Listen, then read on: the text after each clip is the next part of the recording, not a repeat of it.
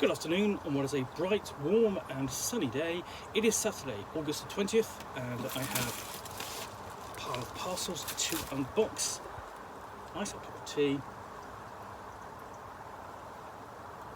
Okay. And knife to hand. Okay. A little easier to unbox, and what I've got is that. This is ETU, East Texas University Study Abroad, and it's a supplement or an anthology for Savage Worlds. So it's published by Pinnacle Entertainment Group, and I think it's the second East Texas University supplement, which is set in the town of Pine Box, Texas, which is sort of like the default setting for a lot of the horror stories that Pinnacle Entertainment Group has published over the years. So East Texas University is it's a setting where you play out sort of a campaign of academic horror, where you as students over the course of 4 years study, take time off, and then when you've got time, go and investigate horrors and mysteries in and around the university and the local region, and uncover a sort of a horror conspiracy that's going on. And the interesting thing is you start off as sort of like a junior and advance to sophomore and so on and so on, and those are mapped to the kind of the 4 levels of sort of like in Savage Worlds. So you go from a novice to and so on, and step up at the beginning of each year, having acquired enough experience points and spent them to do so. So there's a complete campaign as well, which covers all 4 years.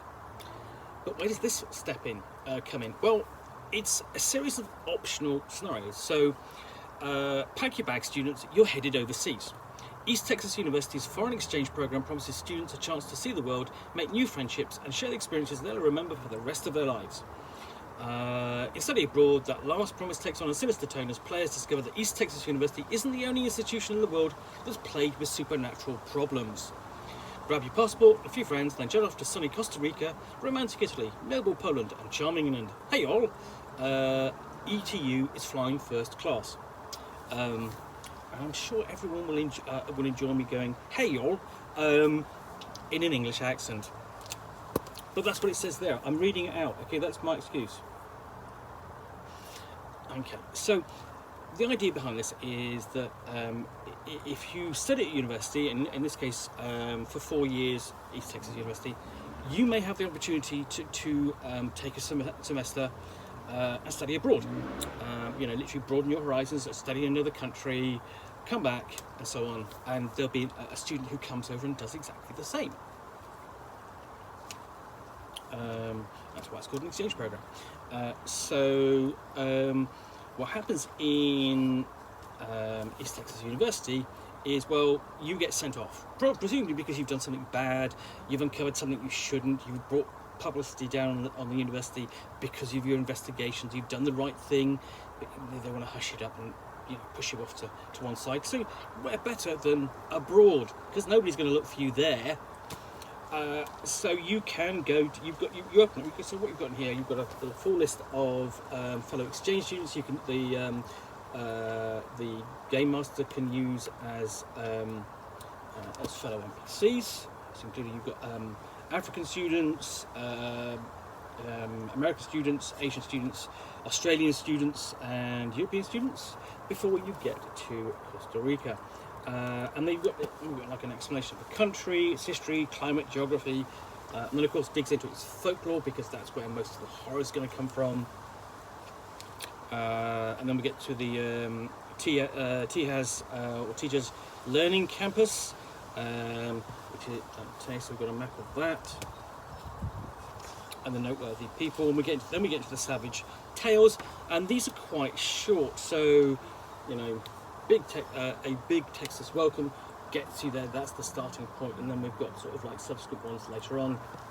So Portents of Death, and there's something, you know, basically you've got a field trip. That's a field trip, and we like to the side of a volcano, and you've got the dead rising there. So you've got really nice illustrations in here as well.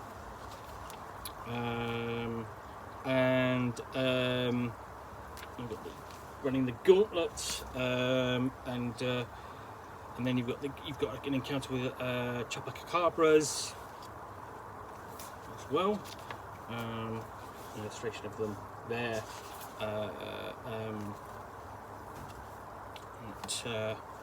And yeah, just see.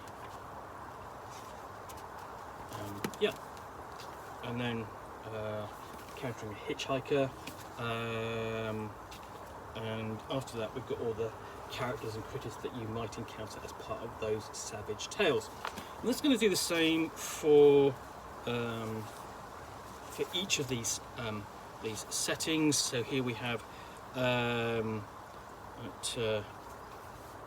visiting Italy, and there's interesting in both of these. I think there's sort of like, you know, notes about the country, climate, folklore, culture. So it highlights the, you see you've got, you know, it highlights the cultural differences. So you can have that culture clash of brash young Texans arriving in Italy or Costa Rica or Poland or charming England.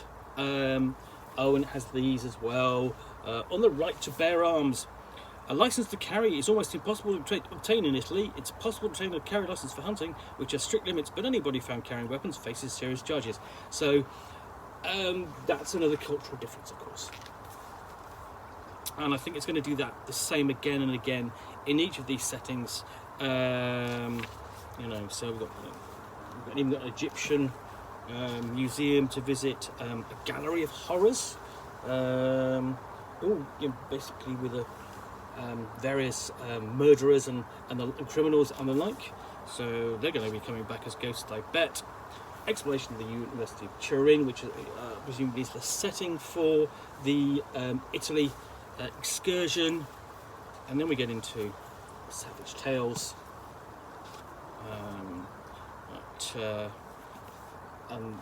Strange encounter with all those heads.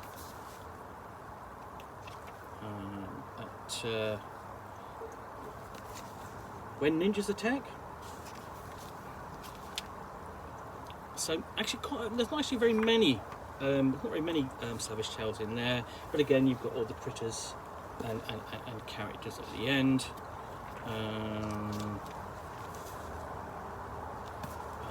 Including Elter, Lord of Treachery in disguise. So demons, you've got demons involved there. Before we get into Poland, and again, law enforcement, folklore, climate and geography, and obviously going to have that the Slavic infused folklore. So you know, we've got Rysolkas, Strizga, sorry, wrong pronunciation. And it says guns are not prevalent. Really quite, it's interesting sort of like to have this sort of books going, okay, you're studying abroad, and the one thing, you know, you're kind of thinking about as player characters, you're kind of relying upon, and certainly because you're in East Texas, guns. Yes, this sort of is going to take your player characters out of their comfort zones if they rely upon guns. And then we have the Savage Tales.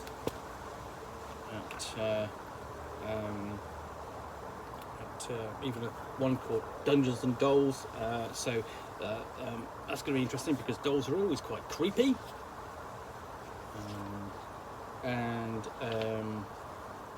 So again,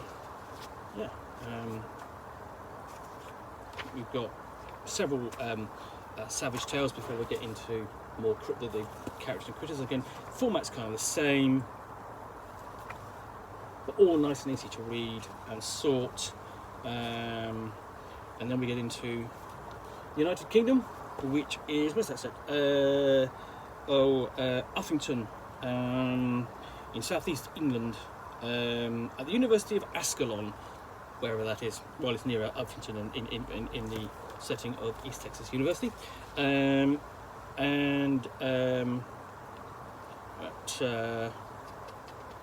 essentially it does draw attention to the fact that pretty much the culture for Texas and East Texas University, and of course here in the UK, there's not going to be a lot of differences. It's going to be a lot more familiar to the students visiting. But we have folklore, corn spirits, the Green Man, oh look, and the Puka. And of course, oh shoot, it's another note about guns. Guns are almost entirely illegal in the United Kingdom, with the exception of shotguns for farmers and a few sporting weapons, all of which require an awful lot of red tape. Students will find it near impossible to lay their hands on any type of modern firearm anywhere in the UK. It really is kind of laying that on thick. Not that I'm objecting, but I'm just saying. So we've got the general background of essentially the United Kingdom, setting rules, because it turns out that the University of Ascalon is quite strange. Before we get into the Savage Tales and things like blood doping for the draconically inclined. I do like some of these titles for these Savage Tales. The Lost Verse, Mother Knows Best, and Necromancy for Novices, and Things to Do in Ascalon When You're Dead. So they're having, clearly, obviously, they're having fun with this, and then the dragon wakes. So presumably, you have a dragon that somebody is attempting to awaken, and of course, it ends up on Dragon Hill, and then we've got the characters and critters. So all these are available essentially. Some of these are going to be easier to run than others. So the ones in Costa Rica, I suspect you could easily adapt back to East Texas University with a little bit of a adjustment, or set them in Mexico or somewhere like that, without too much trouble, because it's southwest of the United States, and it has a Hispanic character. There are similarities. It's not exactly the same, but there are similarities. The adventures in Poland, Italy, and England are going to be a bit more difficult. But essentially, this is all sort of like, what you could actually do is just, I'm going to take a break from the standard East Texas University campaign. This is just an interlude before the main one, coming back when things have settled. That is Study Abroad for East Texas University for use with Savage Worlds, the new Adventure Edition. Anyway, I hope you have enjoyed this unboxing in the Nook. If you have, then please do click on the like button down below. And of course, if you've got any comments or feedback, I appreciate you taking the time to post those. Of course, if you want to be alerted to yet more unboxings in the Nook, where you'll see me out here with a box and a book or game, which I will unbox and chat about to the best extent of my knowledge, all of course accompanied by a nice hot cup of tea, then please do hit that subscribe button down below. In the meantime, thanks again for watching another unboxing in the Nook. I'll be back again soon with another one. Bye for now.